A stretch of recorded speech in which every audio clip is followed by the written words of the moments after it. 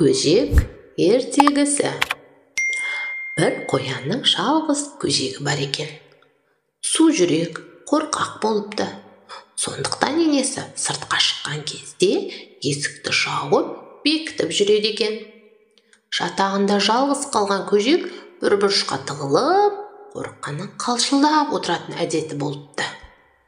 Бір күні енесі ұзақ кешіккен соң, көжек қарны ашып, сыртқа шығады да тоғайға қарай бет алады. Сол кезде алдынан бір тышқан шыға келеді де: «Қайда барасың?» деп сұрапты.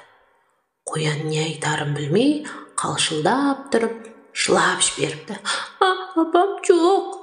деп зорға тілі келіпті. «Мына тоғайдың ішінде жүрген шығар» деп тышқан қорқақ көжекті әрі таман шығарып салыпты.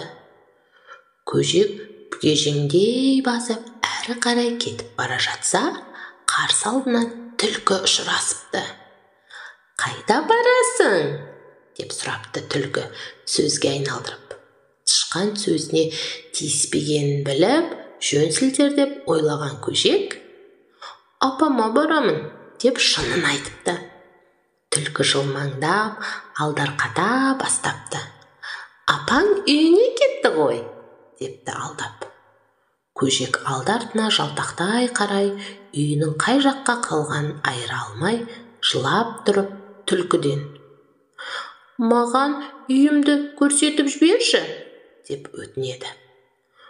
«Онда соңымнан ер» деп түлкі сумаңдай ілгері адымдап. Көжек бүгежеңдеп түлкінің соңына ілесіпті. Содан аңқау көжекті өзінің үйіне ертіп әкеп, ішке кіргізеді де есікті бекітіп қояды. «Ендеше ешқайда қашып құтыла алмайсың, мен сені жеймін» дейді де тісін сақылдатады. Қорыққаннан көжектің зәре-құты қалмайды. «Босатшы, ағатай!» деп жалынады көжек зареңіреп. Көжектің жалынышты үнін, түлкінің зіркілдеген даусын естіп, түлкінің үйіне қасқыр кіріп келіпті. Бүрісіп, қалшылдап тұрған көжекті көріп: «Менің аш екенімді біле тұрып, көжекті неге маған сыйламадың?» деп ақырады түлкіге. Сонда түлкі мен қасқыр таласып, біріне бір айбат шегізіп алыса кетеді. Төбелес басталады.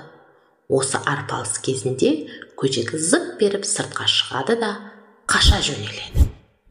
Асқа таласқан түлкі мен қасқыр бірінің қанын бірі жалап қала беріпті.